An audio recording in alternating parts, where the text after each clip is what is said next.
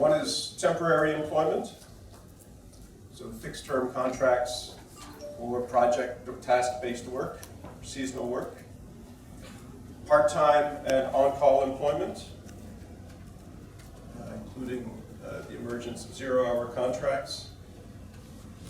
The multi-party employment relationship, so dispatch or temporary agency work, subcontracting work, and disguised employment and dependent self-employment. Recent ILO research has identified some key trends with regard to non-standard forms of employment. In over 150 countries, the average use of temporary employees in registered private sector firms is 11%. This includes some wide divergences. Some countries, of course, use less, some greater. Women make up less than 40% of the workforce, total wage employment, but they represent 57% of part-time employees. Casual employment is growing. In Bangladesh and India, nearly 2/3 of wage employment is casual. In other countries, such as Mali and Zimbabwe, 33%. And of course, the emergence of zero-hour contracts in much of the industrialized countries in Western Europe. Some of the questions that we want to pose today for our panelists. Sorry, the wrong page.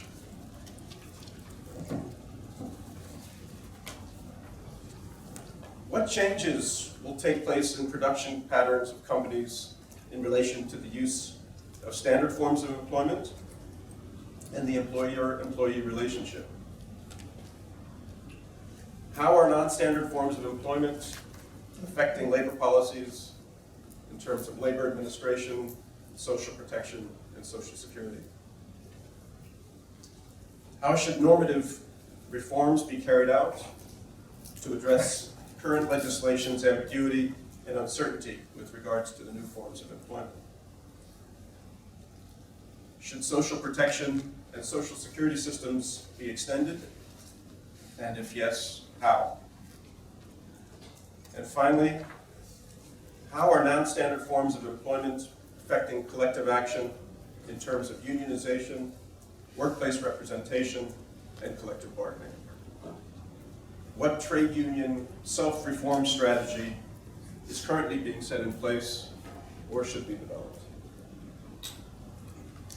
So I'm going to turn it over to the panelists now for their remarks in relation to these questions. Who would like to go first?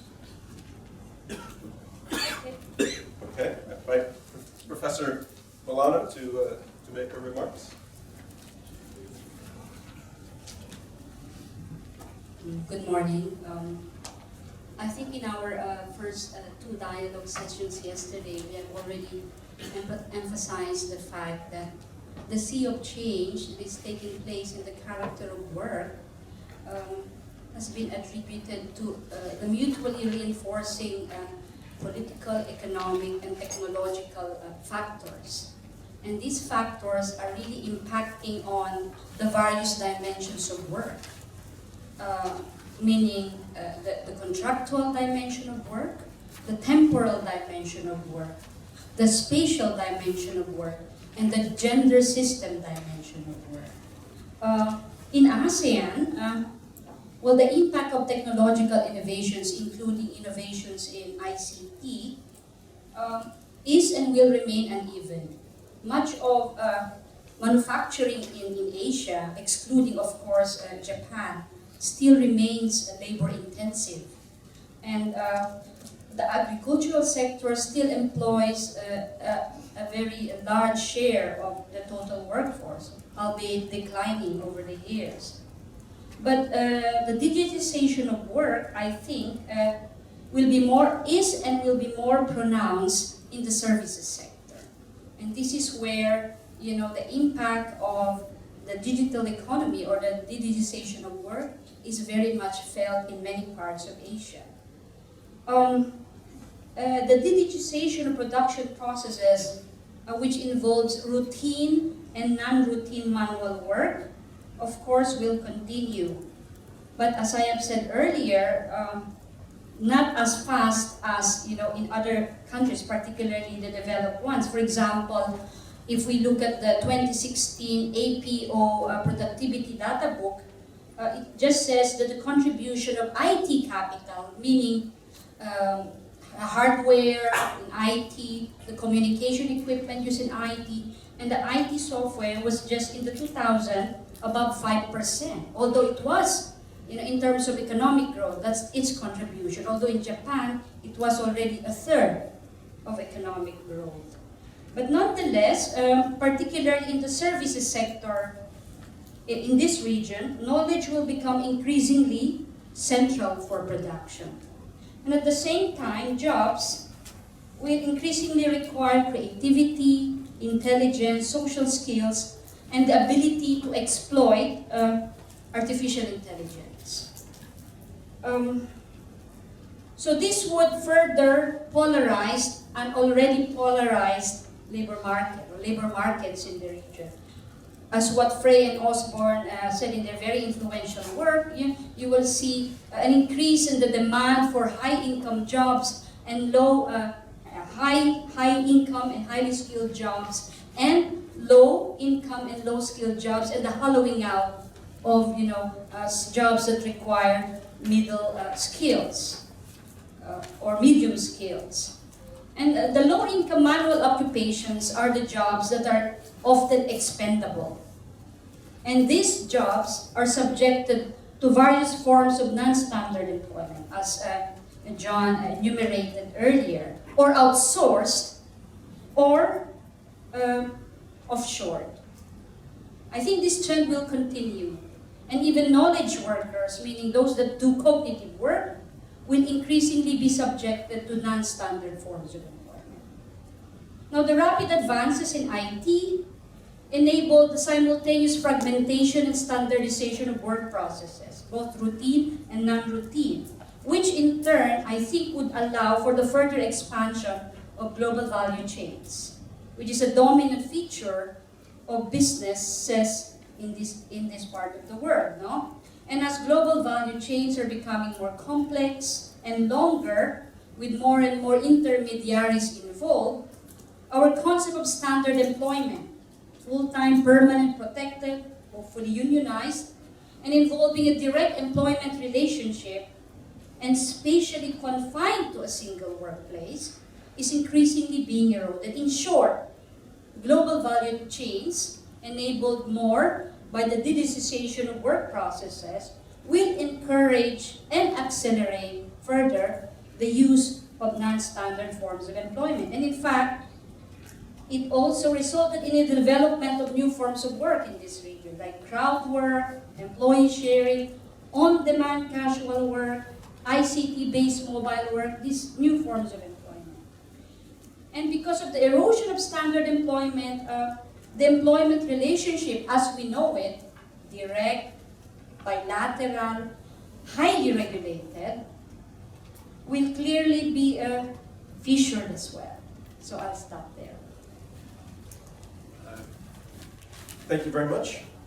May I ask Ms. Zhao to go next? Thank you.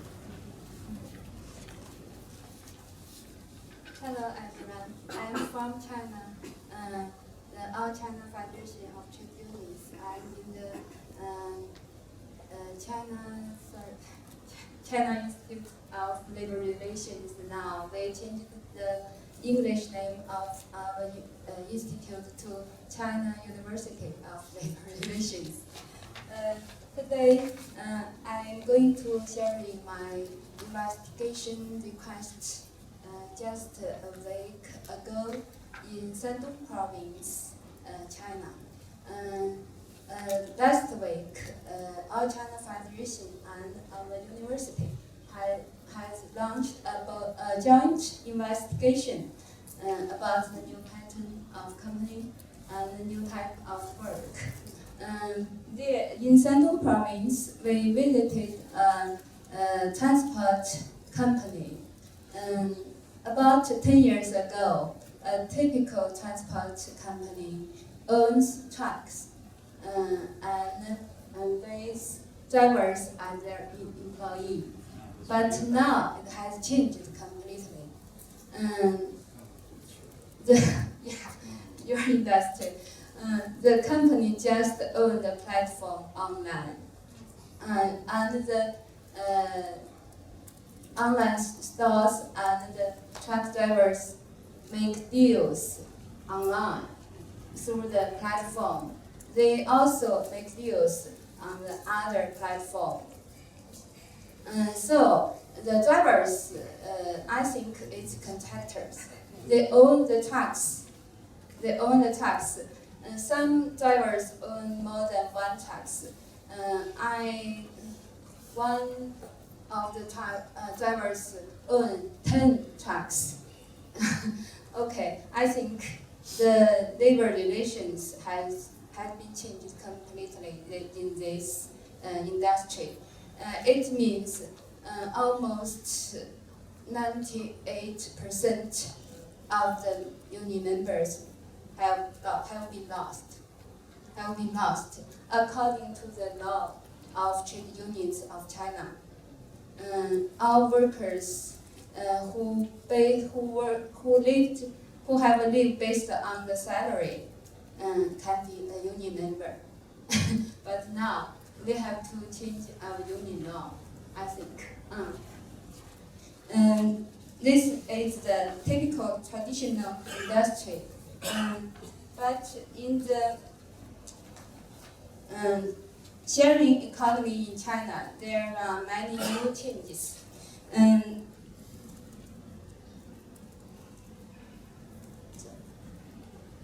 In China, there are more with the fast development of sharing economy.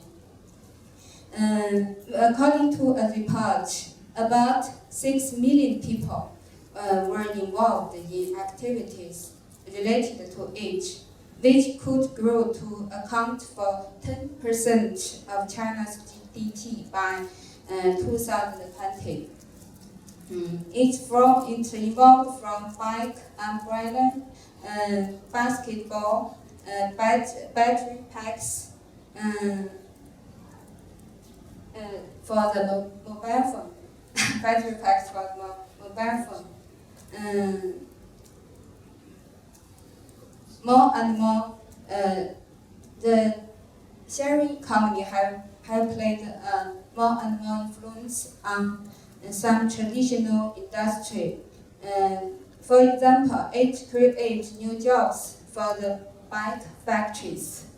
As you know, there are fewer people in China use a bike today. But from the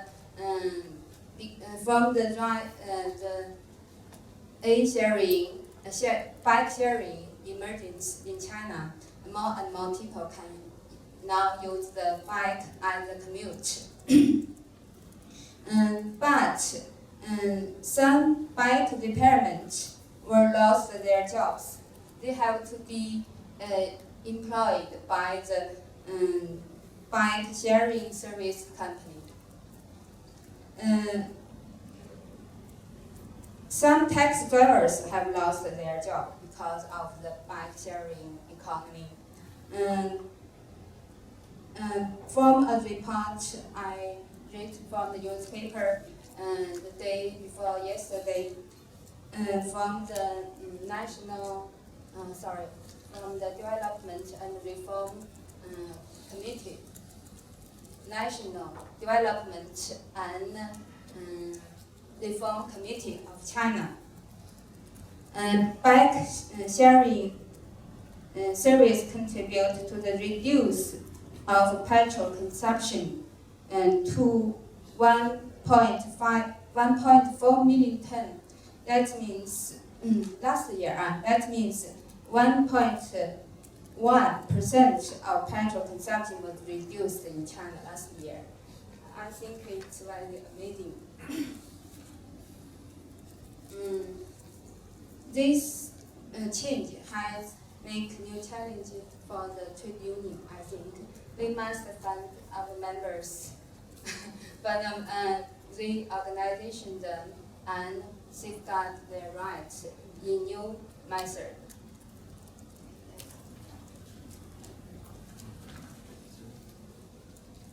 Thank you very much, Ms. Zhao, for I think some very stark examples of the impact of technology on the transport industry. Should I turn to Sarah? We'll go in order. Oh, okay. Thank you, John, and good morning, everyone. So today I will talk briefly about what is happening in Cambodia when it comes to the non-standard form of employment, as well as some new form of work as well. Before that, just a brief background about the country.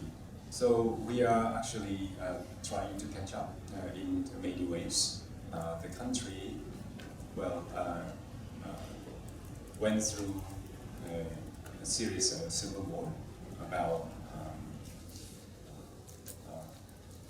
30 years ago that effectively ended about 20 years ago.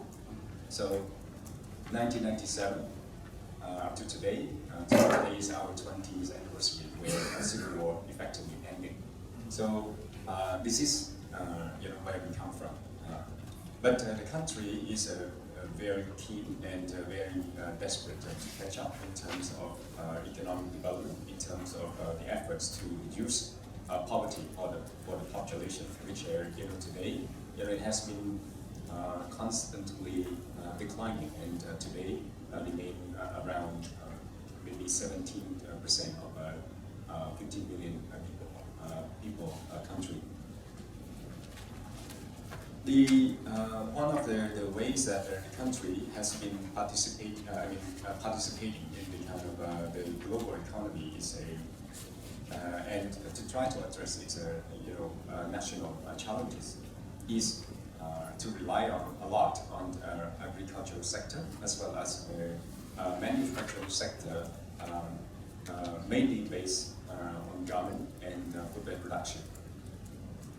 The country, labor rights have seen a lot of challenges, but are constantly improving.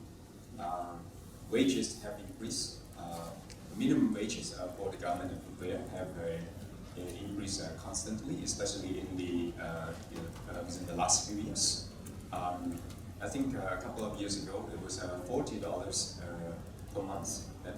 Right now it's come to $153 per month, and it's poised to rise to about 160 starting next year. So this is a kind of like a brief background. Work in agricultural sector is generally seasonal. We basically have about 40% of our workforce in that sector. So when it comes to non-standard form of employment, this is where it needs to draw most attention. Manufacturing situations has, I think, changed so fast, especially with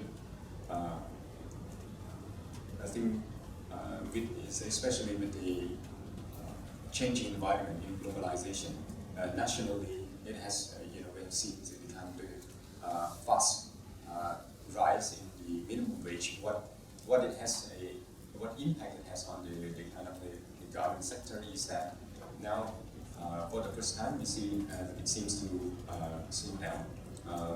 Last week our national bank issued a report that normally the kind of the growth of the garment sector was around 10%, but for the first time, the first half of the year, it only reached 4% compared to the normal 10% growth. So within that report, there are a few things that were cited. of course, a lot of external environmental issues, but one of that is a kind of like the labor cost is not very competitive in the region, especially in comparing to other countries that we consider like positioning garment footwear as a kind of like a competing point, like countries like Vietnam in particular. So the report, issues some caution, like if it rises so fast compared to this country, the sector is likely to hit some serious challenge. Now, what we have done, from the employer's side, is that we generally represent the members, which is a kind of like a formal employers, right? Registered employers, if you may. In the participations of the minimum wage as well as the kind of social protection schemes. Social protection schemes, Cambodia has improved pretty well, I think, on track. We have work-related accident cover, we have health insurance cover, and beginning 2018 or probably 2019, a new scheme is going to be introduced. That's called pension scheme.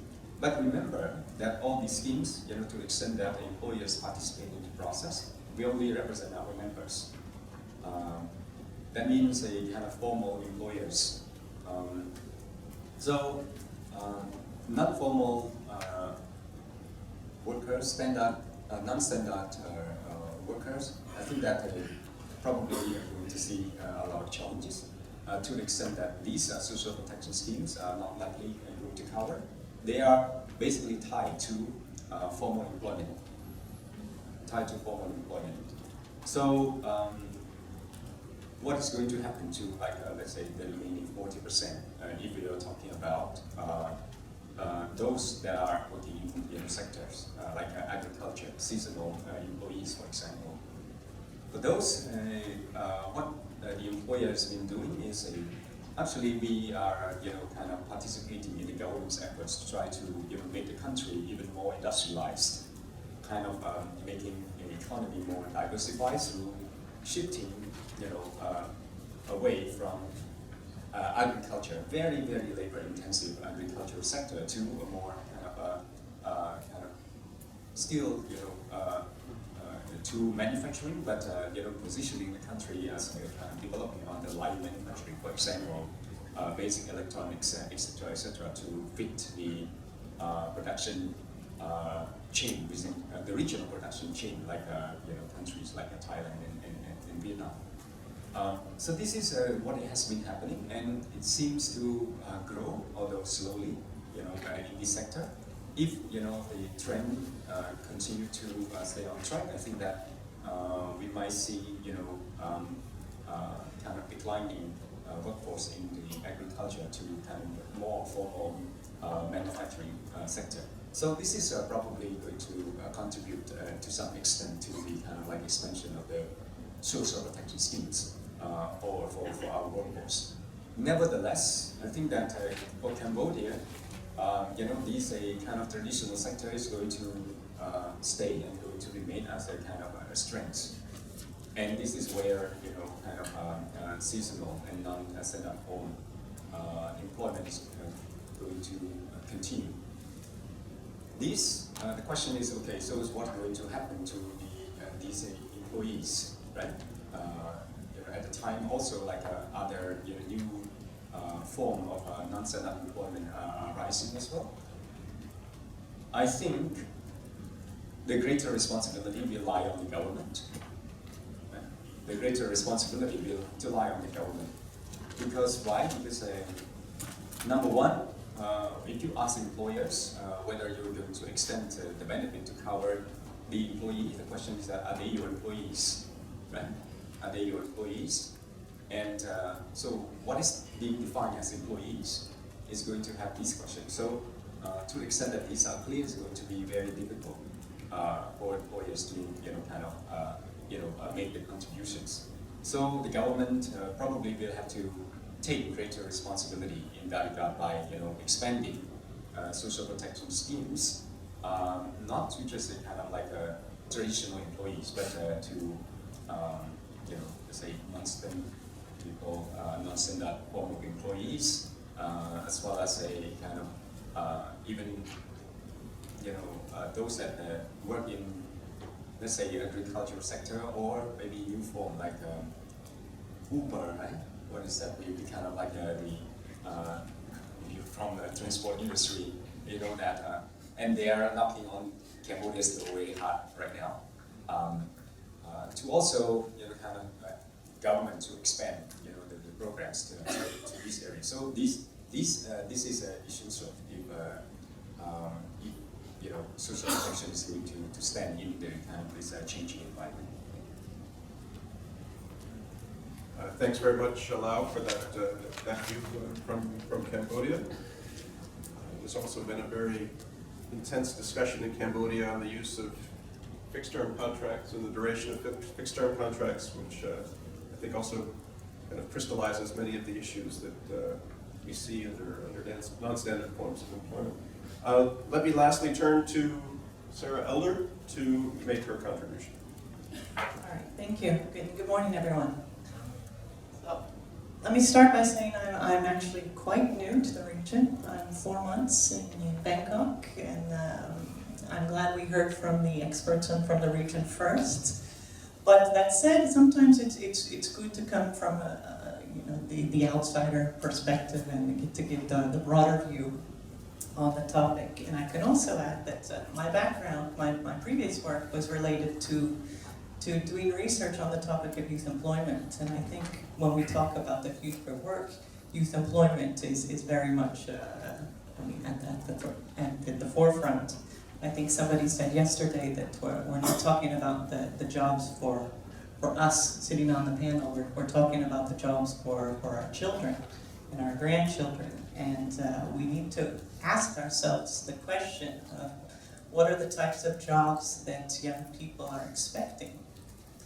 And I think the answer to this question very much relates to the context in which they're coming from. I mean, not only the country in which they live, but certainly the socioeconomic background of their household. In Australia, for example, a young person might have parents who both benefited from regular full-time work. They benefited from the standard employment relationship. They received the entitlements from the employers and the protection from the government in the regulatory framework. So when we start to kind of pull the rug out and tell them that they're not going to benefit from the same standard employment relationship that their parents did, then they might be concerned and they might raise their voice in the political arena because they're scared of the new precarity. Now let's take the other extreme, which are young people in Asia. Young people in Asia, we know, casualization of the workforce in Asia is certainly nothing new. When we talk about non-standard forms of employment, in the Western world, we're talking about a reaction against the changes from the standard employment relationship. In Asia, where non-standard employment, we heard in Cambodia, so many of the young people, so many people are working in agriculture and seasonal work. They're biding their time between known-account work and casual day labor. For them, it might actually be a step up to go and work in an export processing zone where at least they know where their paycheck's coming from for the next 6 months. So here, it's the job of the future for the young person. It's going to be less about the weakening of the standard employment relationship and more about shifting within the framework of non-standard forms of employment. And how unions are going to react in this regard is going to be extremely important. Now, one other point I'd like to make is the work that the ILO has done in relation to non-standard forms of employment has been there's a very good, it's mentioned in the background paper, a very good study that came out of the Geneva, the headquarters in the last year on non-standard forms of employment. And I think Sharon Burrows alluded to it here. There are a lot of good examples to be learned from what other countries are doing now in terms of reaching out to persons that are outside of the framework of standard chips. There's a lot of creativity being used here, and a lot of them are grassroots movements. The study mentioned, for example, a German trade union that did a fair campaign for fair crowd work. So these are ways that unions can use to reach out to those in non-standard forms of employment. Other times in the gig economy, it's the workers themselves that are uniting, and they're talking to each other in social media. And I think it will really benefit the unions in the room if you have one person hire that young person who's monitoring what's going on in social media, who's looking at the discussions amongst the crowd workers in India, and then putting their voice in there. Get yourselves in there in these dialogues and try to raise their concerns, gather their concerns, and mention how they can bond together through collective action to engage in some of the good practices coming from the Western world.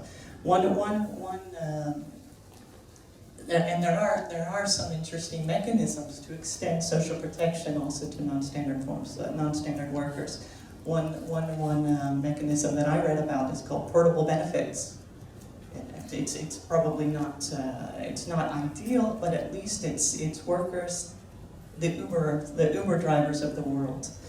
They can put some of their pay can go towards a kind of their own. Employers can pay into it as well. The Ubers, if we can get them to agree to pay into it, workers can pay into it, and then when they lose their job, because they're often changing jobs in the crowd economy, then they can benefit from a sort of new mechanism of unemployment insurance, a new mechanism of pensions.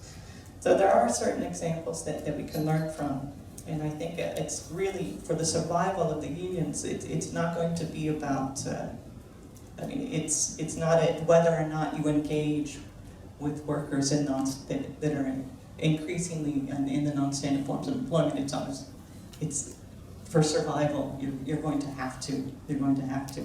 Sharon mentioned this platform of the ITUC on Future of Work, and I think there probably are some very good examples if you're really actively looking for that. Finally, I'd like to make the point that was mentioned, the responsibility of governments. Here, I've been looking at what governments are doing in reaction to the mega trends of the future of work. And you have seen, certainly they're engaged in competition strategies, they're all competing with each other to be the leader of the next industrial revolution. I saw a report last week that China wants to be the world's global leader in artificial intelligence. And I have no doubt they will be, because they're doing everything right to promote to research and development. And their competitor in the United States, they're doing everything wrong. So the future is very much with Asia in that regards. But what else are they doing? I mean, you see increasing attention by governments on pension reforms in response to aging in the region.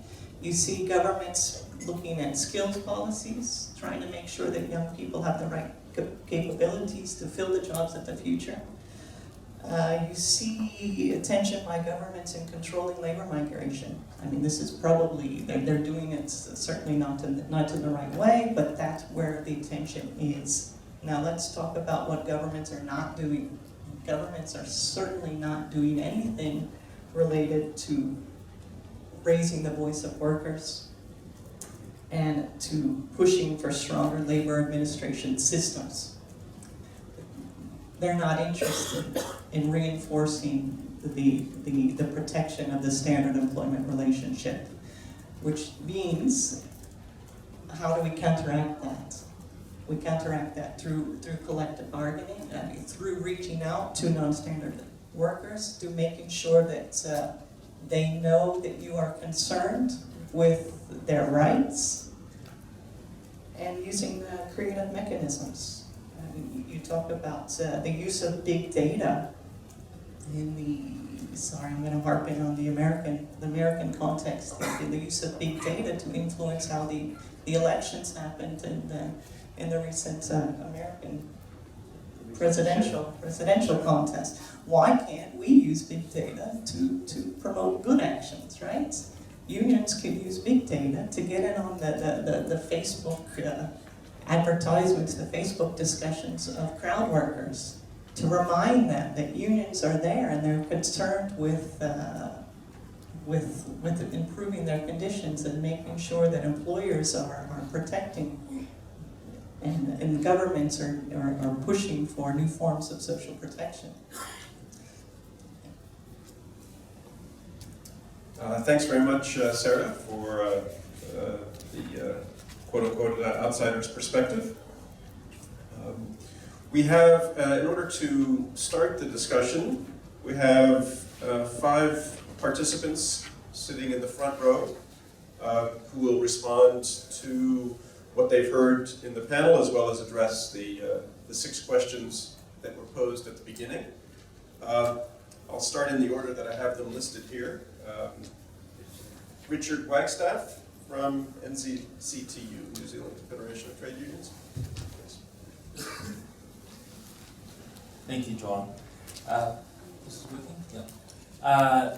Good morning, panel. Thank you for that. I'm the president of the New Zealand Council of Trade Unions, which is in the region, but it feels like it's slightly different to much of the region. We're, as you know, a small developed country, unfortunately stuck in a very neoliberal rut, and have been for a very long time. And we have a particular kind of experience which resonates very much with just about everything that's been said by the panel this morning, and indeed over the last couple of days. It's hard to come up with too much new, but I'd like to tell you a bit about what we're experiencing and what we're trying to do, which I think will answer, or not answer, some of the challenges and questions that we've got. This is a very good conference. I really like the concept of the future of work we want, this idea that the future is not immutable or destined or whatever. It's up to us to figure out what we want and how to get there. And that's been a really big issue for us at home, because much of the people in positions of much more power than we have keep promoting, as they did with the economic reforms, that we have no alternative. We just have to ride the tide of progress, and there's nothing we can do about it. We're trying very hard to change that mindset to the one that the ILO has in ACTRA. So we've certainly got some big challenges. I want to give you an example of something that we've been going through. We've had some, despite the administrative adversity, some quite significant wins as a union movement. One of them has been for the home care industry, home support workers. These are almost all women, and they, up until recently, were essentially employed on an assignment basis, because they came from a history of voluntarism and a history of very, very low pay and no recognition and low value. Through a very good union campaign, in the last 5 years, we managed to win a very important settlement for our small country for 28,000 of these workers, which is the industry, where we got a settlement which was provided for the regularisation of that workforce.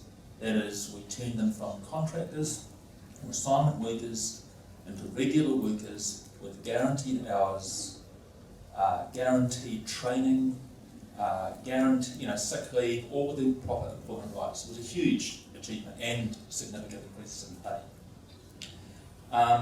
And obviously union representation. While that was going on, under our noses was an app called MyCare, which is basically developed in an Uber style to enable workers and people who need home support or disability support to link up via the internet, and therefore take us all the way back to where we started, which is a workforce of assignment workers.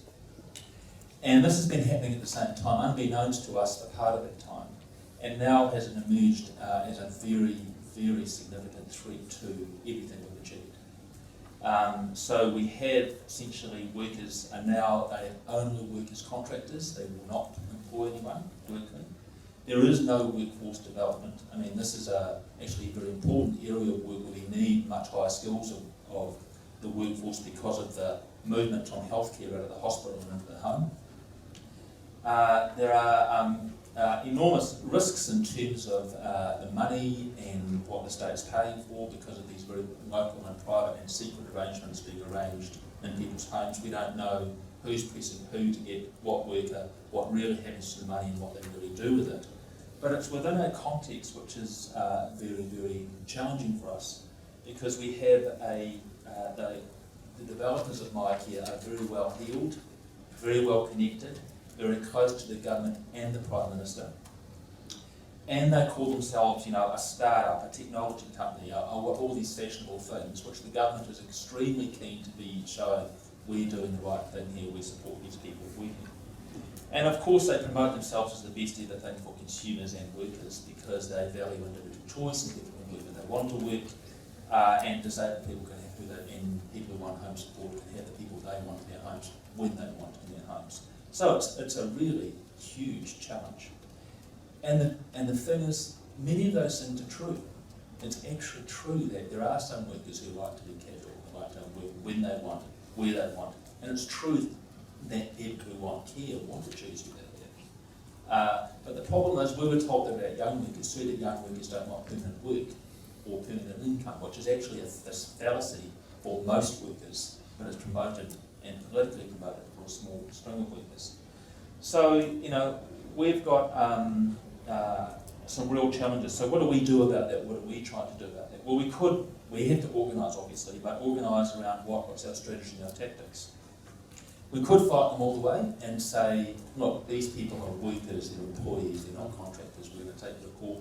We think we've got a real chance of winning that, but we think that the government is also being courted by these firms to change the nature of the employment laws so that it's no longer an employee or a contractor. They're talking about introducing another category.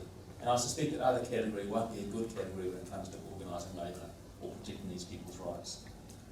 We could say, hey, this is the way of the world, let's roll over, just accept it, pack up and go home.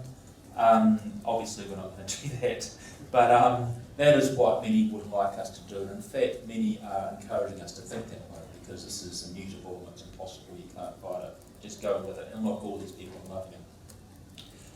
We could try and develop new forms of association, and we've had a go at that. The New Zealand Council of Trade Unions, we set up a thing called Together, where we invited people to join online and to provide them with advice, support, create an online community of workers who do the very things that many of you have said. Sarah, you were talking about some of this stuff.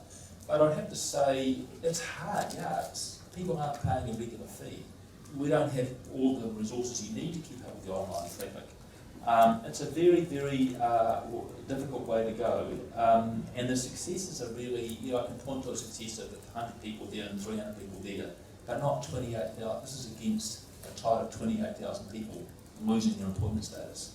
We're losing on that battle, so it's a really, really big challenge. I think one of the things that really worries us is how governments themselves seem to roll over really quickly for these new ideas, which aren't all that new. If someone had turned up 20 years ago and said, I can put people in touch with the people in their homes and match them up, they wouldn't have won an argument to suddenly change the employment status of these workers. But we seem to have this trend happening where if it's a new startup or has a big name of a technology company, the government quickly changes the rules. Recently we had Uber, the taxi industry agreed to remove cameras out of taxis because Uber said, let's do it. That took years to achieve that, to protect the drivers and the passengers. But Uber said, let's do it, so the government quickly moved and did it. And it feels like that's a real risk in our small country with large multinational companies seem to be able to twist rules very quickly in their favour without any real comeback. So I guess at the end of the day, from our point of view, it all comes back to organising politically and reclaiming the fact that technology is not autonomous or beyond our control, that we determine it and how it's to be used, and accept that there are good bits about it, especially removing the bad work of this world, and doing our best politically to do that. We do want to make sure that people understand they've got choices, and one of the positive things is that, just as you said again, Sarah, about different countries, our country, the whole issue of the threat of the future of work has really struck a chord. There are definitely a lot of people very, very threatened by that, and it has generated quite a lot of political support and interest. You might know that the 0 hours contracts, we managed to strike them out in New Zealand politically with the Conservative government because of the amount of concern through a union campaign that was generated around people having to stand around waiting for the next job. So it's not lost.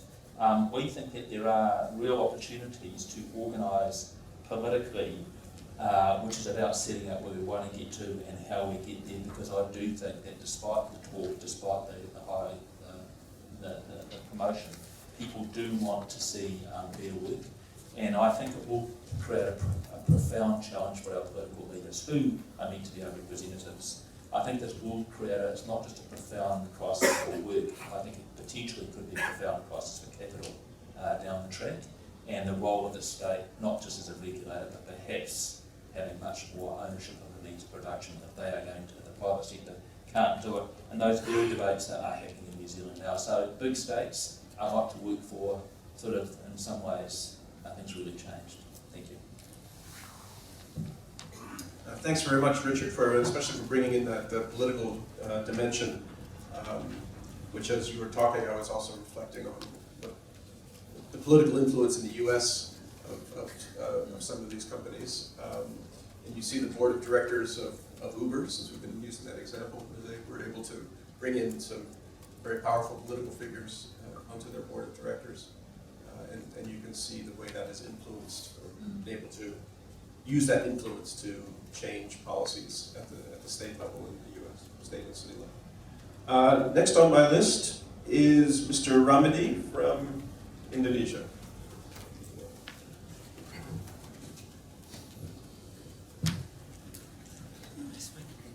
Good morning, everyone. Thank you very much for the time and opportunity. In this time, I want to talk about my opinion and my expectation about the future of what we want. Of course, especially in Indonesia. About this, I have opinion that all element and stakeholder give attention and facility to develop and attention and facility to develop and open to new factory and new company, all of purpose given Asia. How about workers? They forget workers. Indonesia Major Labor number 13, year 2013, especially chapter temporary worker and chapter outsourcing workers have met uncertainty, start certainty work. The temporary workers and outsourcing workers work less, protecting the right. The workers only get minimum wages, and they didn't have social security protection. How much the minimum wages in Indonesia? The minimum wage is only 86.6. It is under Pakistan, Laos, Vietnam, and Cambodia. They are opposite and suffering, but they cannot do anything. They are not members of trade union. Nobody can help them. How many people become members of trade union? According data from Badan Pusat Statistik in 2017, total workers is 124,540,000. How many workers who become member trade union? Only 2,770,960 1961. Only 2.18%. How about 120 million, 7,000 workers? How to give them protection? The protection of which, so social security protection, maternity for women workers, and etc. It is the reality in Indonesia. In the changing technology, globalization and other factors have changed the basic. In the changing technology, globalization and other factors have changed the basic employee and employees relationship. The future of work should be able to protect the basic right of worker and ILO convention. Finally, although informal workers, they should get protection and get his right workers. That is in my opinion and my expectation. I hope all workers in the world get the attention and protection. Thank you very much. Thank you, Mr. Ramadi, for that view from Indonesia. Let me now turn to Ms. Ryu Mikyung from Korea. Good morning, everyone. I'm from Korean Confederation of Trade Unions. Actually, the problem with the non-standard forms of work is not new issue in Korea. We face this problem since the Asian financial crisis in 1996 and 1997, and the unions in Korea have fought for the improvement of these kinds of workers for more than 17 years. So now the fundamental rights of those workers are not the issue of the trade union only, but all the society is concerning about this problem, and especially during the candlelight movement last year, this problem the non-standard forms of workers are facing was one of the key issue during the movement. And after the new government was formed, the new government already take this issue as their main agenda or key priority. So the new president took a step to regularize the precarious workers especially in public sector, and the new government also start to implement their election pledge for the higher minimum wage up to 10,000 won. But from the perspective of trade unions, the very fundamental and basic response is missing from the government's policy, that is the trade union rights for all workers.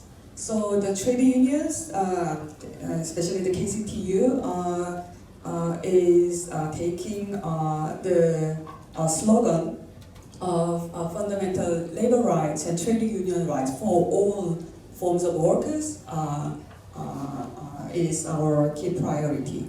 So as Sarah mentioned, the response from the trade union is very important to tackle this problem. So let me share some experience of our campaign and our movement. So in Korea, there are lots of different kinds of forms of precarious works, but the two main forms of non-standard work is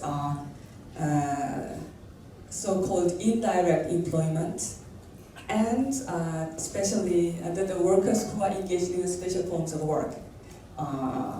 The first one is like this: a worker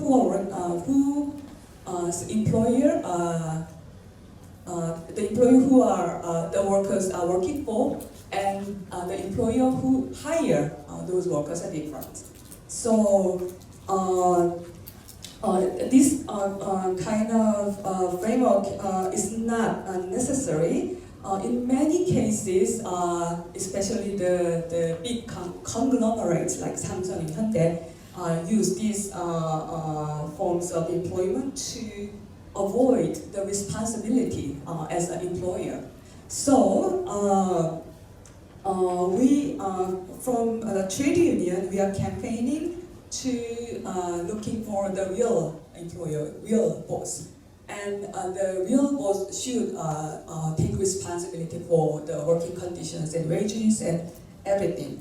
So, for example, in electronic service sector, for example, the workers who are repairing your smartphone and the household appliance, they are working for Samsung, for example. But Samsung doesn't hire those workers, so the workers unionize themselves and are requesting collective bargaining with the real employer, the Samsung Electronics. So the real boss should come out on the table of bargaining is one of the slogan of those workers. And in case of workers who are engaged in especially special forms of employment, we call it self-employed or the workers in disguised employment relationship. So those workers doesn't have any employment relationship, even though they are depending on the wages and the salaries.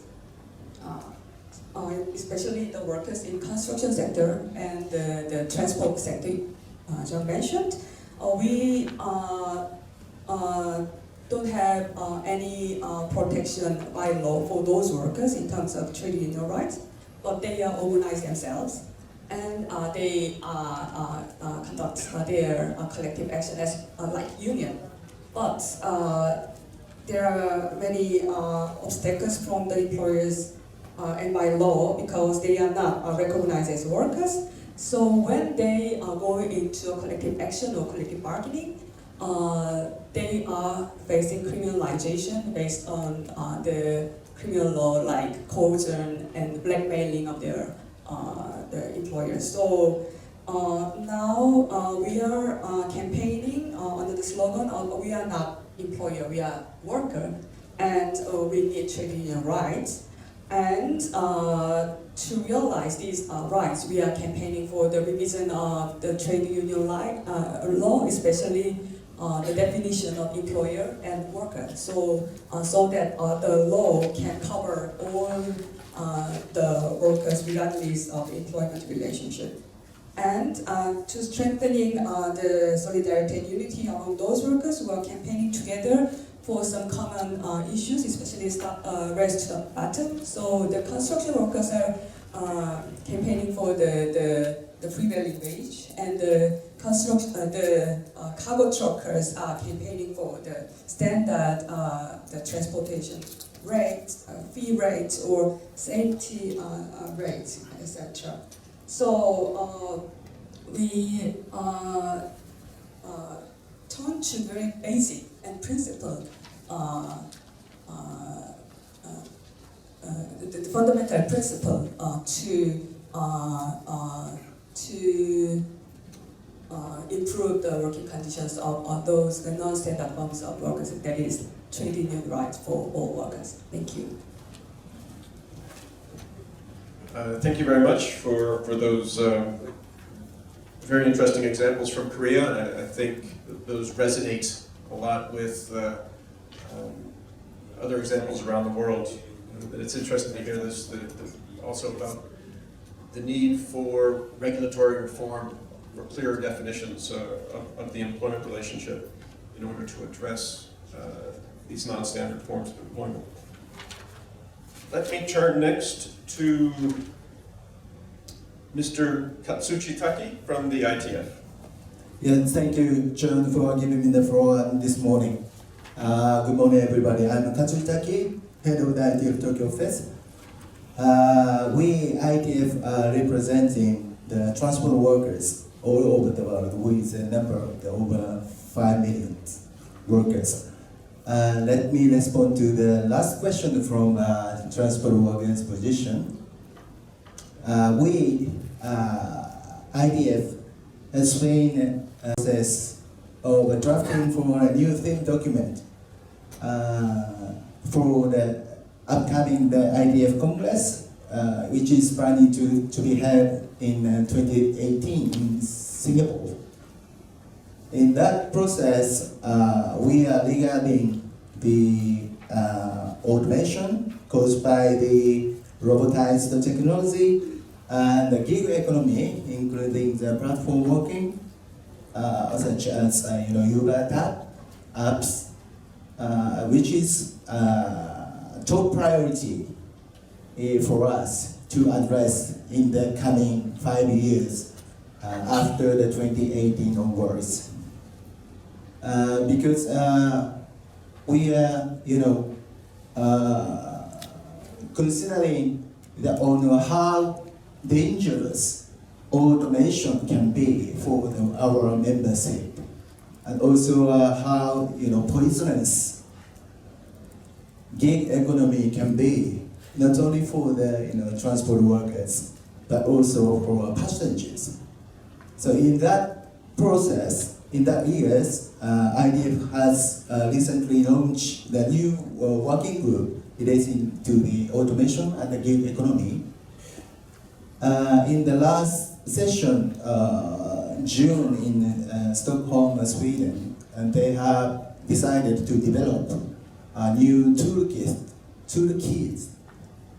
that can share the experience from gaining from the 3 case study countries, and also the example of the provision which should be contained in the CBA, and also the best practice getting from the collective bargaining so far.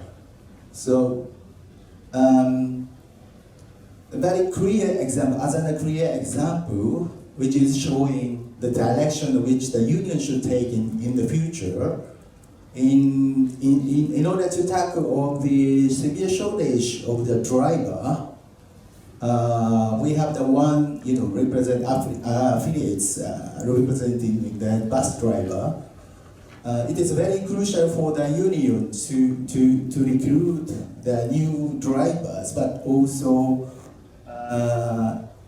to stop the retirement of the well-experienced drivers. In that sense, union has made a very good effort to convert the temporary workers into the full-time workers. And since 2013, union has made to collective bargaining with management. And finally, 2016, last year, they have reached the consensus to convert temporary workers into the full-time workers. So union has still been working with the management to improve working conditions such as standby room and restroom especially for the women. From the point of view of protection of the crimes,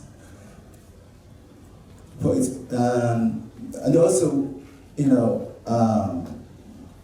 they are trying to fill the gap between regarding the working condition between the active workers and the re-employment workers. So many panelists in front of me pointed out automation and the gig economy is very, very crucial issue for us to address in the coming 5 next years. That's my brief comment on this question. Thank you very much. Thank you very much. And now, finally, Mr. Tolentino from International Building and Woodworkers Federation. It's good, John, that you still remember the organization.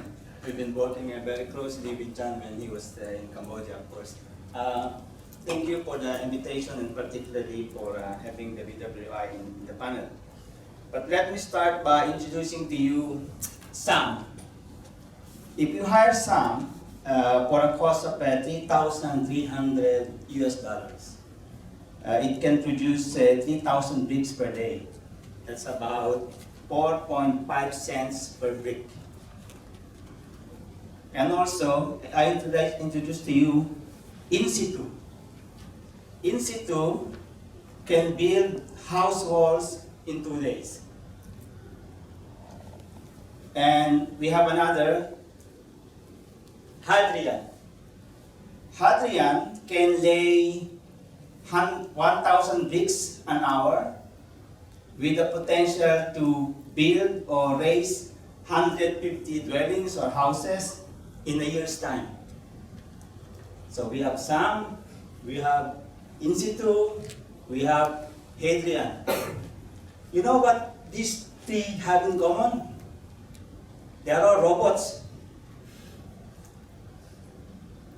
Meaning, in the construction industry, the bricky, or as we call them, the bricklayers, they will certainly now affected by all the automation of the industry. In China, for example, it was reported in 2015 that a 57-story building was constructed in 19 days in Hunan province.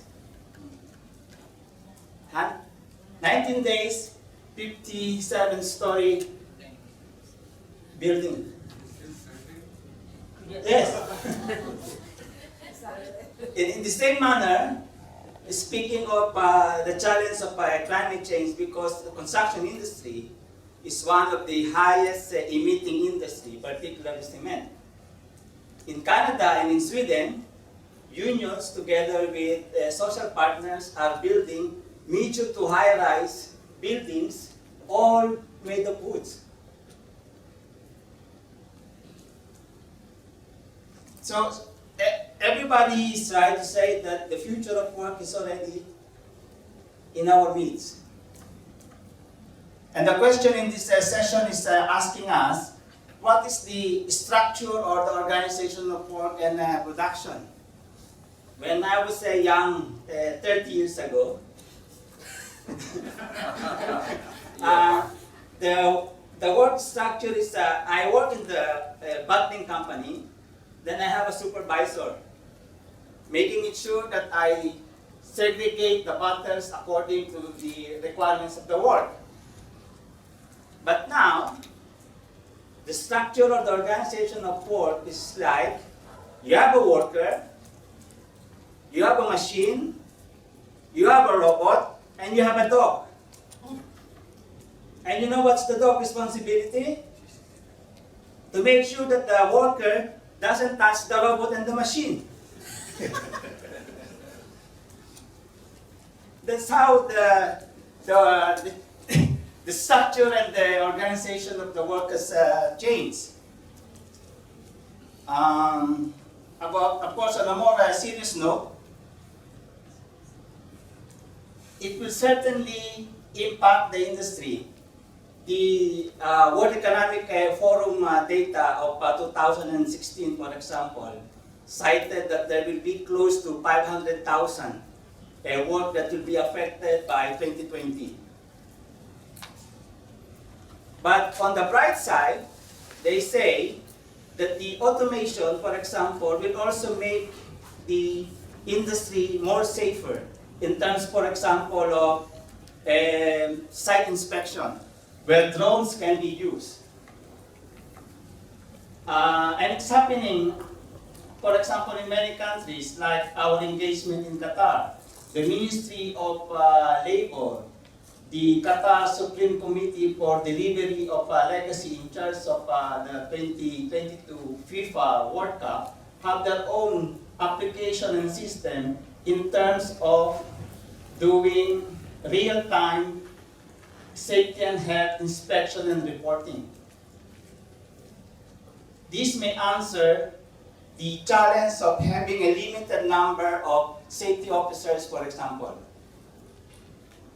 over a good food and beer yesterday. We continue the discussion, like even in hotels. Sylvia was saying that you can order a room service delivered by a robot.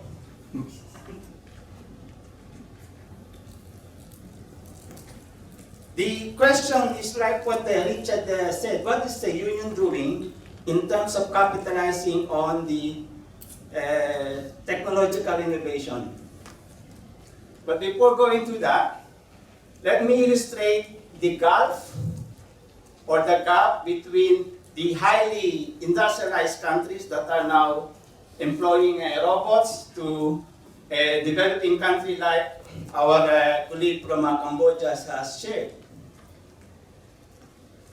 In Cambodia, where construction work is highly manual and very tedious, with a strong participation of women, there's no minimum wage. They're not covered by the newly enacted National Social Security Fund. Occupational safety and health is not recognized as to be compensated by law.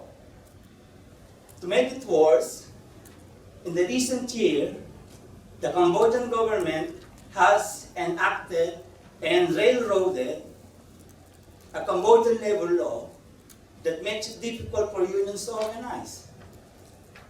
To organize a union, the law even required that a union leader must have a certain educational degree.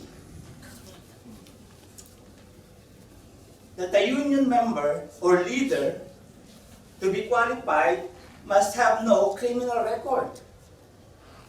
But to join a strike, to join industrial dispute, is considered as a criminal record. What a nonsense! Right? In Kampot Cement also, in Cambodia, where the company successfully, in coalition with the government, created a bogus outsourcing structure. One company, 5 different divisions saying you cannot organize in this one company because mining is different, production is different, packaging and delivery is different. But all under one name of the company, Kampot Cement. Same in India, the same in Indonesia, cement, and so on and so forth. It will never end if we will cite many examples. Now, how can we benefit from this technological innovation? For one, PWI, for example, has developed in Malaysia what we call, in coordination with NTUC, the SMS helpline. It's maybe now a very crude technology compared to modern application, but there is a dedicated number in a SIM that distributed to communities of migrant workers where they can send queries or ask for assistance in a very distressed situation. 2 weeks ago, when the height of the crackdown in Thailand and Malaysia happened, this SMS helpline provided us information that close to 13,000 migrant workers in Malaysia had been arrested and detained, for example. And we make use of this information in order to submit a memorandum or a letter to the Prime Minister saying there must be a stop and a thorough review on the program called the 6P or the amnesty in Malaysia. In the Middle East, for example, a colleague from India developed what we call the MIG call or the migration call, very similar to SMS helpline in Malaysia, where you can download and you can inquire, and it will provide you hot numbers to inquire or ask assistance in a very distressed situation. And maybe in the immediate future, unions can also collect and subscribe payment through the wallet or e-wallet as we call it now. But while we are in this midst of technological innovation, going back to fundamentals like what Mikyung is saying, domestic worker is not even considered as a worker. Union leaders like the president of KCTU is still languishing in jail, along with more than a dozen of BWI leaders in the construction union in South Korea. So fundamentals is essential as what has been exemplified by the experience in New Zealand, in South Korea, and I think the BWI will also be side by side with this struggle to make what the future work that we want to be. Thank you. Thanks very much, Tom, for that, and especially I think recalling that hadn't been specifically addressed, but the role of robots and how that will affect and is affecting the construction industry, and also perhaps how technology can also facilitate and help improve. I thought that example from Qatar was also very interesting. I think we have time for a few questions from the audience before asking the panel to sum up. We have about half an hour to go. So why don't I take about, depending on how long they are, I see 2 hands, but 3 or 4 questions, and then we check the time and see if for the panel to respond. So this gentleman here. We need a microphone for the audience.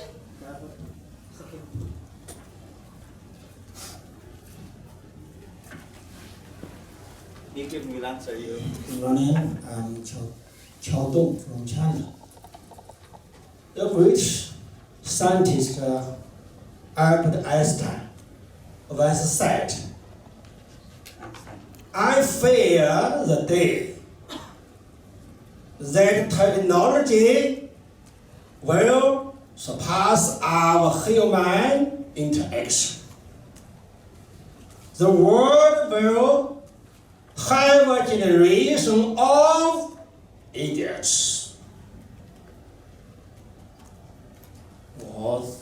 What is that? Mean what?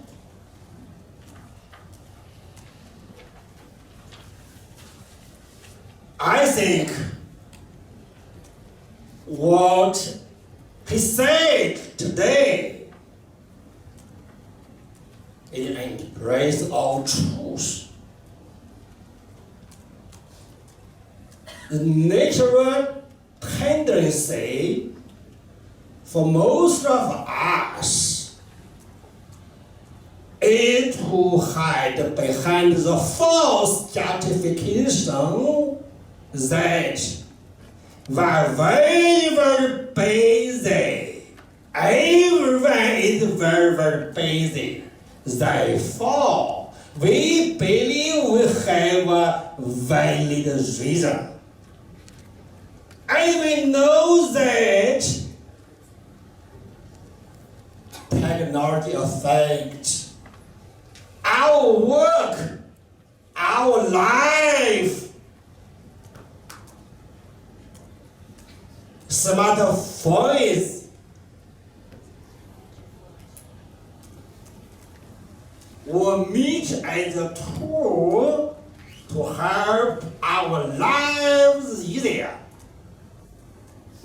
But it replaces our lives.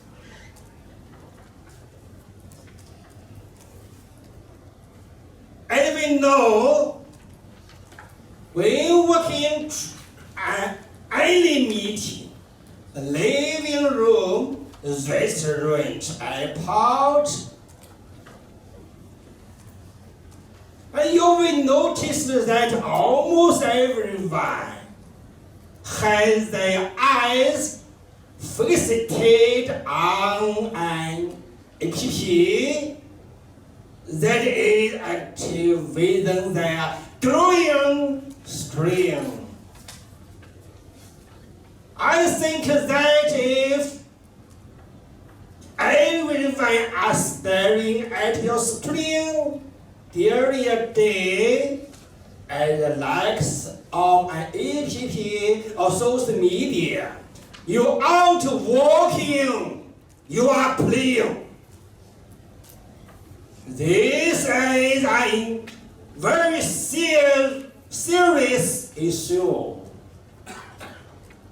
How sad is it to negatively impact your performance due to lack of discipline? When you are at work, I think you should limit your phone use to business only. Avoid the temptation to take your eyes to the green screen. Don't talk yourself or others on the false idea that you are busy business person. And it is a requirement for you to stand your screen for 9 hours a day. That is justification for a lack of discipline. And we know that successful people spend more time accurately talking to other people. So I think having discipline in work, limit phone use, be where you are, and live our life through your own and purposely engaging with the real world. The benefits to you could be amazing. When you are staring at your phone, you are missing out on life, your life. So I think, what's the meaning is the work? I think work not only for high salary, more chances. I think earn a little of our life. I think the most important part of work is life itself. We are human, not a machine. Life is most valuable. So I think technology changes affect our life. So I now put forward a question to panelists. Okay? Okay. The meaning, what is the meaning of future of work we want? Thank you very much. Thank you. Thank you. Could you pass the, there was a gentleman behind you, I think, who wanted the floor? Thank you for the opportunity. My name is Budi from Indonesia. I think from the discussion yesterday and today also, I think the discussion is very biased to urban, and we are forgot about the rural situation that also facing threat of the new technology. Not only relates to the climate change of the rural, that the agriculture will face it, but also let's say relates to the improvement of technology like vertical farming. using hydroponics or aquaponics that can increase the productivity of agriculture 10 times more productive. And it's not depend to the climate, and it's a closed system, and it's so efficient. And we know that like in Indonesia and I think in most developing countries, I think poverty is there in rural areas.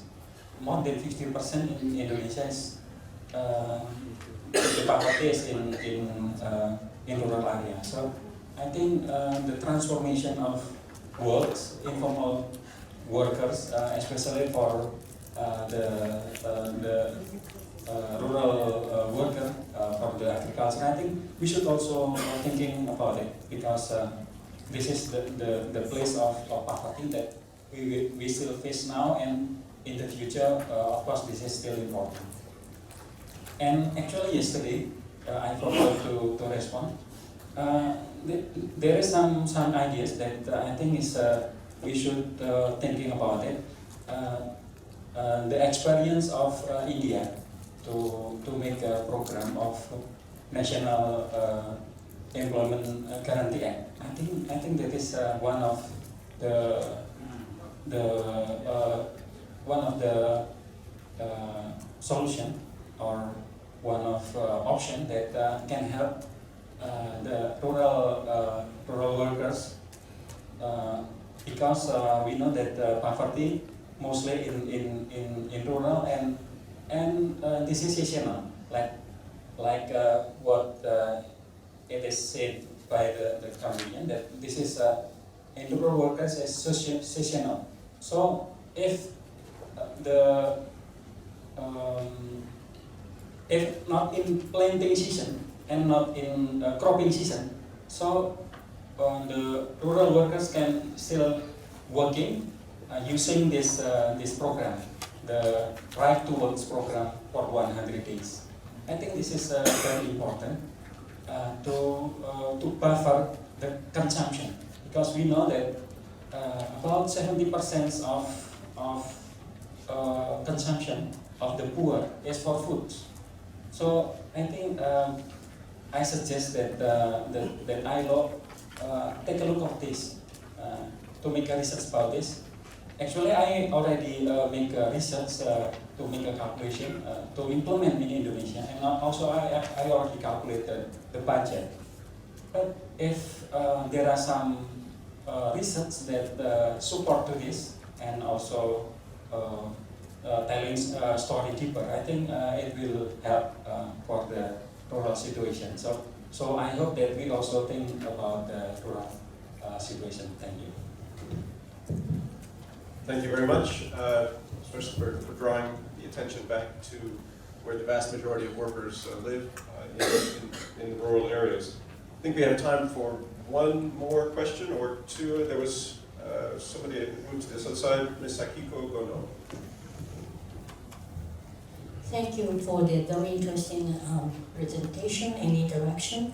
Especially I'm interested in the social dialogue in dealing with the technology advancement.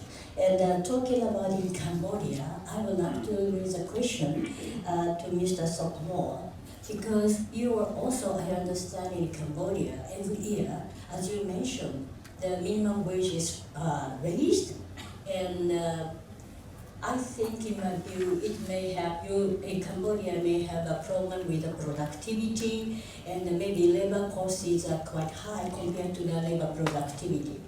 And in order to face the future of the new technology, or you said that you want to transform the economy to a more advanced one rather than labor-intensive industry, I think more social dialogue is needed. And also in even the garment industry, I think to deal with these kind of issues, social dialogue is most essential. But as far as I know, not Employer Federation of Cambodia, but the GMAC, in my impression, may have some difficulty to have engage a social dialogue with trade unions in this area. And I just want to invite you, what side to have to develop the social dialogue with especially the trade unions. Thank you. Thanks very much. I think we have time for one more question. And I see the gentleman in front of me. If you could keep it very brief, and then we can ask the panel to respond. Thank you for the time. If we see that lot the work, only IT example,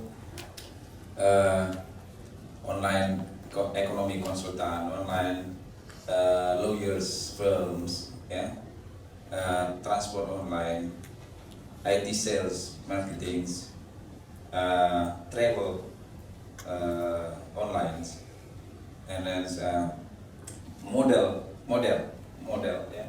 yeah, online model, compete with the conventional model, online university or schools, also online karaoke, example, Smule, everything, online publication, media, and then online games, gambling, and then it is all example how the country have no difficult to intervene, and then how example country will taxation for all of this, because example when people make online publications or expertise in the publications, I think there's no still rules to taxation, to tax the online expertise or media and everything. It is also a country lose the incomes, and then when the country lose incomes, and as we say the country and the governments, please pay our social security, and that's how it is contradicts. Thank you. Thank you. I think that's an extremely important point. And the role that governments had in regulating online services and goods, but also what the impact is on general revenues. So let me turn now to the panelists to respond. Can we start in the order that we went at the beginning? So I'll turn first to Professor Malana. I'm not from Cambodia, but I would like to respond to Sister Akiko's question, because I've also been doing a lot of studies in Cambodia, particularly the trade unions there. And since her question is about social dialogue, what I know is it was a project launched by ILO and H&M on industrial relations in Cambodia, which involved, the output would have been forging MOUs, Memorandum of Understanding between employers, factories supplying for H&M, and of course the trade unions. And that is also coupled with capability building training on social dialogue. Thing is, these MOUs and the project has expired in 2014, and until now they are discussing when it would be renewed, if they would still continue renewing it. Which means that despite a very hostile industrial relations landscape, still in Cambodia there are efforts, particularly buyers, the international buyers, the reputation-conscious buyers, are playing a major role in pushing for social dialogue and improvement of working conditions and labor standards in Cambodia through, of course, the support of the ILO. And one more comment. I would like to comment on what our trade union colleagues, trade unionists have shared with us. It is true that non-standard forms of employment are really breaking down occupational identities and fissuring workplaces. And these are the very basis of building social solidarity. In many countries in Asia, the rise of non-standard employment has been accompanied by declining union density rates and collective bargaining coverage. And then, of course, it's very good that our trade unionists here have shared their initiatives. Indeed, there is self-reform taking place a long time ago. Because this is the purpose of trade unions anyway. That's the trade union purpose: representation, regulation, protection. If you look at the union renewal literature, this is part of the renewal of trade unions, and they call this one extending the mantle of protection and representation to non-standard workers. And they call this one enlarging the field, inclusion. So these are the things that are going on. And in fact, on our part, I'm part of the Global Labor University, we embarked on a study that looked into the positive transitioning effect of trade unions. What are trade unions doing in transitioning workers on precarious non-standard employment to more protected employment? And there are so many case studies all over the world. And secondly, the Friedrich Ebert Stiftung recently concluded, I think it's still ongoing, a study on trade unions in transformation, which again, highlighted initiatives of workers, trade unions organizing non-standard workers and according protection to them in many ways, of course using the power resources at home. And these are all available in the internet if you want to read more about these initiatives. And I think the ILO has published in this positive transitioning effect, the ACTRA, for example. So, which means that, a self-reforming strategy is taking place, and trade unions have gone beyond the confines of the workplace to embrace a more working class orientation. Thanks very much, Professor. Let me turn now to Michelle. I would like to respond to the question.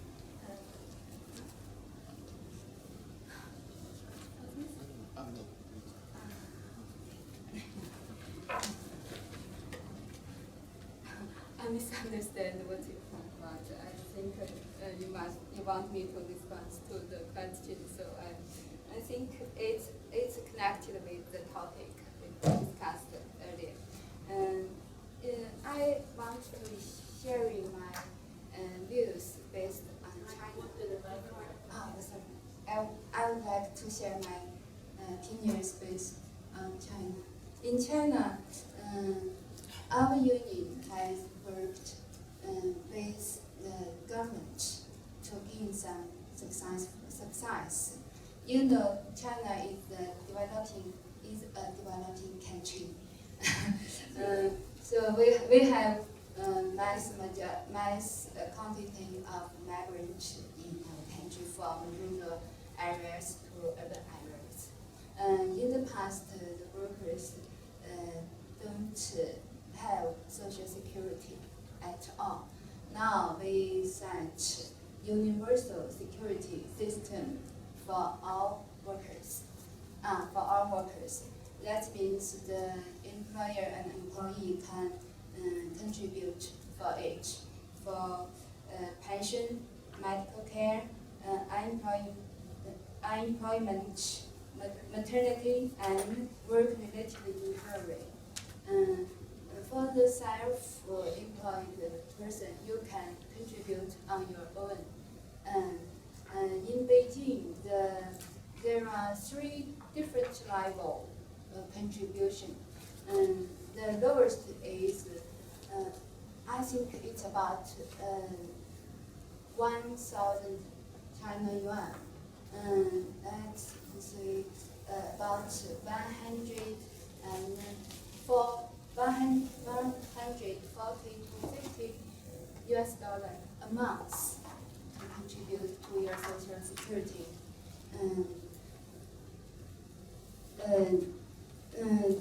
For the union, there are some workers to do, as I mentioned just now, they must the organizational members to change a law of union, of trade union.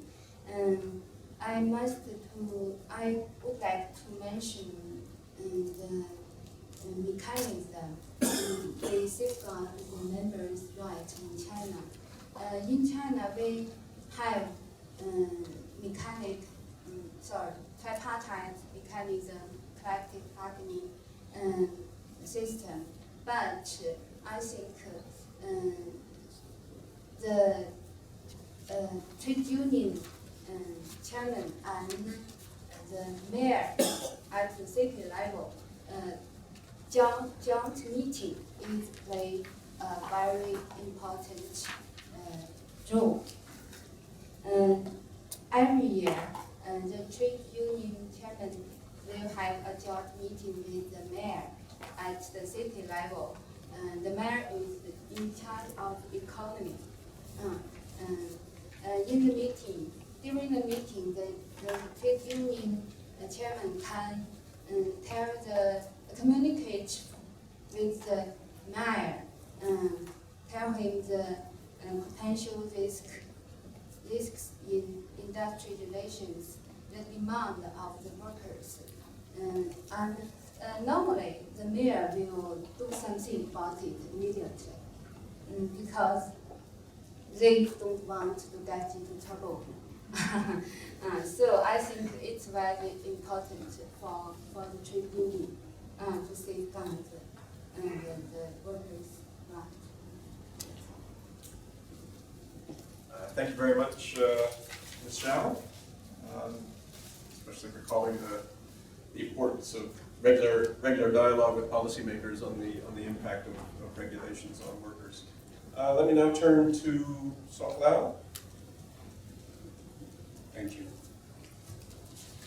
Thank you very much for your good questions. Let me try to answer your question first and then address some of your case that you mentioned about construction workers in Cambodia and the environment for union formation. Well, first on the issues of social dialogue, the principle is that employers embrace social dialogue. That is the position.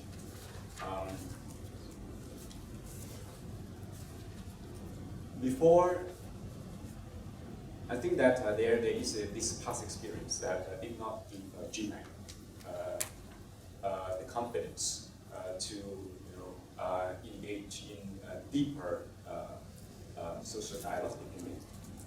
The memorandum of understanding that was, I think that with great efforts from the ILO, John in particular, under his management and leadership, was pressing very hard, and then to achieve this, I think at the time it was a quite remarkable memorandum of understanding that facilitated. It was a kind of a major document that basically formed a big bridge between GMAC and trade unions. It was new ones. Actually, I myself was a kind of leading the monitoring of the implementation of the MOU.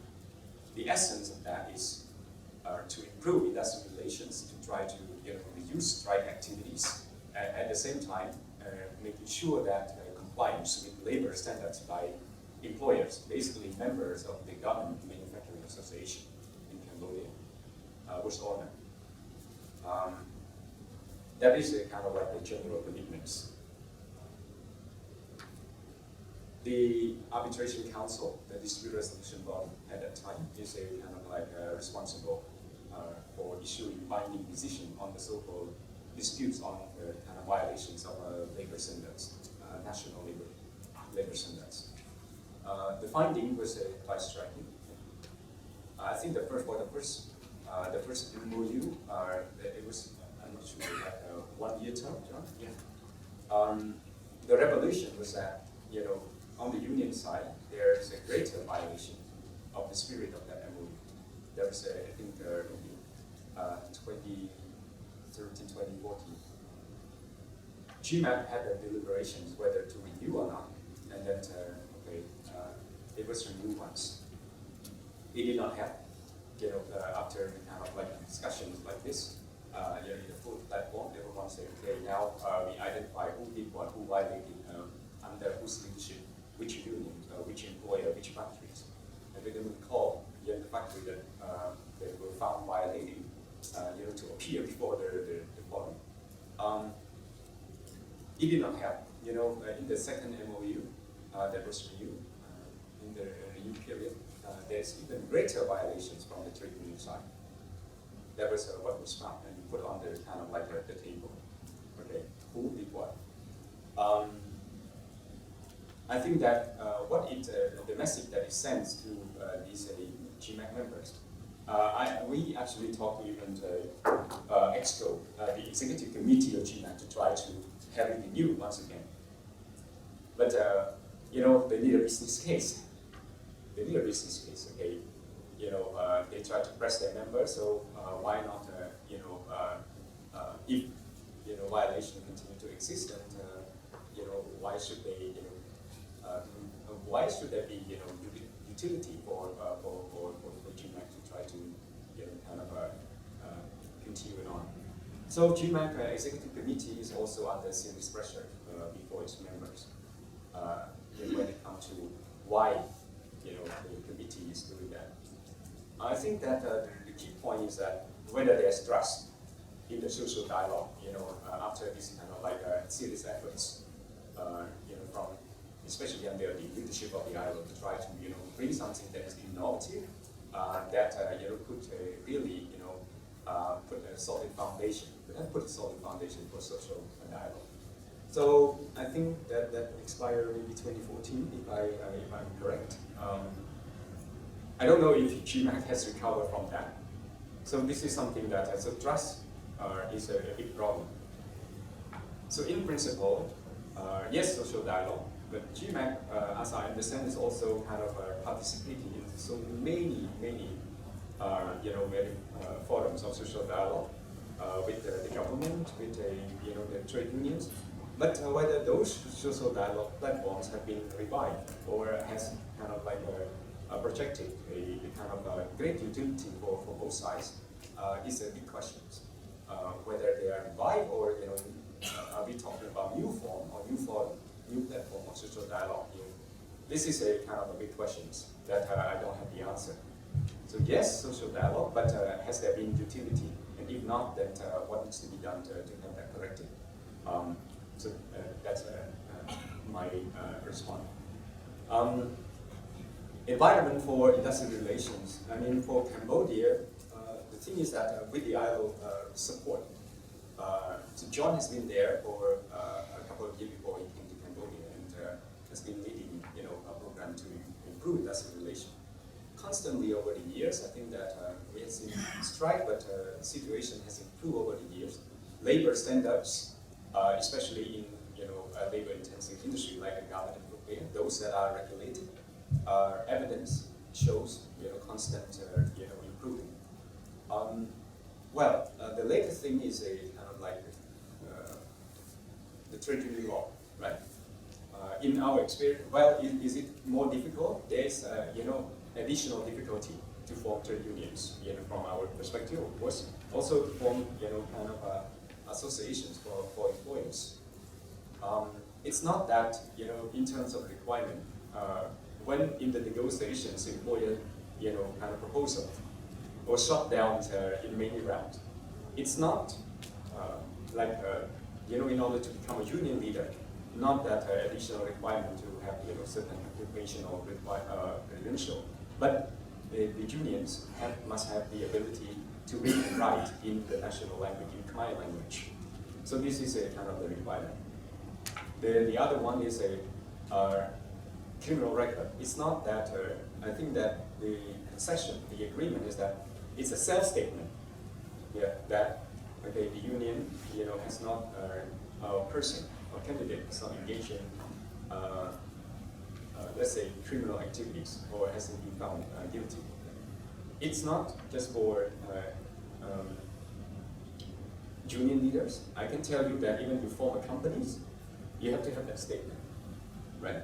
even if you are a political candidate, you have to have that statement, although it's very sensitive in Cambodia, but this is kind of like a general. So we know that there are unions that have formed, right, meeting all these kind of requirements. Are they unreasonable? Generally, I think that they are also at their kind of meeting or similar level to international standards. Otherwise, the ILO would not let Cambodia, go off the hook easily, I can tell you. So that would be my response to that. And the last note, that would be the my suggestions on the building, the construction workers. Cambodian law, when it comes to social protection or national security, it's not that you must be a union member or not. So long as the company or the employer is registered, then the requirement is that employees, now the question is whether they are employees. This is like a construction workers, right? Whether they are employees must be regulated under the social security schemes. Work-related accident automatically, and employers have their obligations to make contribution to that fund, and workers have the entitlement. Administrations of this fund has some, it is not perfect, but generally acceptable in our view. We are the one that our member make a contribution, so we also want to see the effectiveness of the implementation. So that is a kind of the question. The trick is that are they registered? So long as they're registered, yet you have a case that the employers have the obligation, work-related accident, health insurance, and potentially their forthcoming pension fund for the employees. Thank you. Thank you, Sok Lau. Let me now turn to Sarah. We're gone over time a little bit, so I'm going to ask you to keep it brief. I'll be very happy to keep it brief. There has been a lot said in this session already. What really struck me is we used the term polarization on the skills front earlier. There's also polarization on the mandate of unions, where we're still fighting at the bottom level for the right to exist, and then at the top level, again, as Melissa said, in terms of the self-reform, in terms of extending the mandate to new forms of employment. So I think we heard some good examples in the case of New Zealand and Korea in reaching out to non-standard forms of employees. One thing I was also struck me from Richard's example, the victory that you had in organizing home workers, and then the danger posed by new apps. And we can ask ourselves again, going back to the issue of young people, why they're attracted to setting up apps, and the freedom that it offers, the income opportunity that it offers. I think young people, there's a few young people in the room. Anna, raise your hand. The unions have the opportunity here of being the paternalistic and maternalistic wise people. You tell the young people that they're a little bit naive, they're a little bit ignorant, they're attracted by modern technology. We need to come in as the wise older mother, reminding them that the dangers that are out there, that the government's not going to be protecting, not going to be investing in their pension, for example, and hence they might want to organize amongst themselves. I think one thing that I also took away is that we need to remind ourselves that technology is not necessarily the enemy here.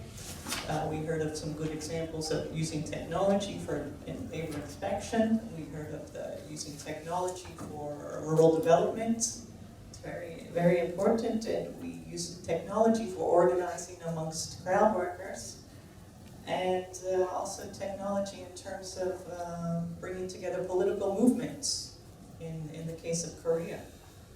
And until we see more political movements, I don't think we're going to see governments moving on these issues. And, so I think that we need to stay positive. If we adopt a language in which technology is the enemy, we're going to isolate the young people who look at it as their best friend. In fact, if you want to get young people, you get them on their screens. You hit them where it hurts.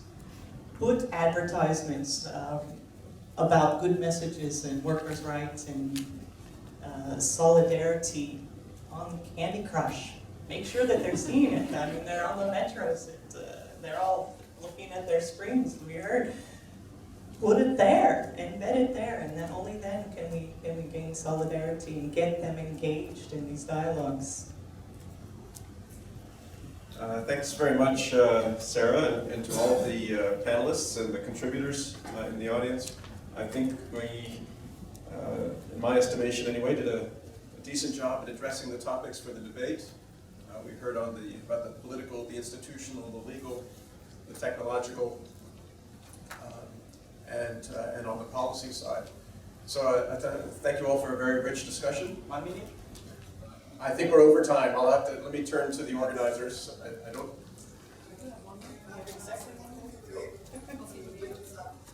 Oh, at 11:30. Now to 11:30. Oh, okay. One more minute takes away 1 more minute from the coffee break. So. They can afford it. Okay, make it 30 seconds. 50.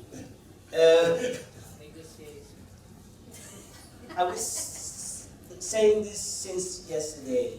The danger of the couplet of the neoliberal paradigm that we are operating and the very corrupt political and issue of governance in certain countries that make it extremely difficult for unions to operate, not only in Cambodia.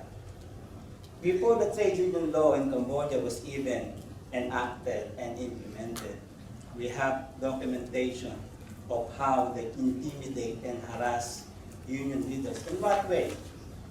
They send the burial deaths to the wives, to the family. In Pakistan, our affiliate, when there is gun or industrial action in Sino Hydro project, dam project, the company didn't report to the labor department. They called in the army. And on the spot, they asked, who are the union leaders? Who are the union members?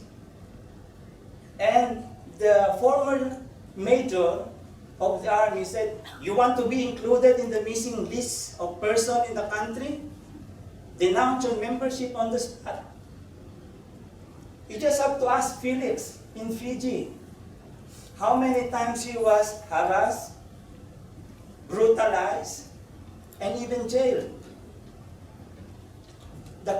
The current quasi-juntas, civilian government in Fiji, has the nerve since 2011 to have this law called Essential National Industries to be covered, meaning banning all unions.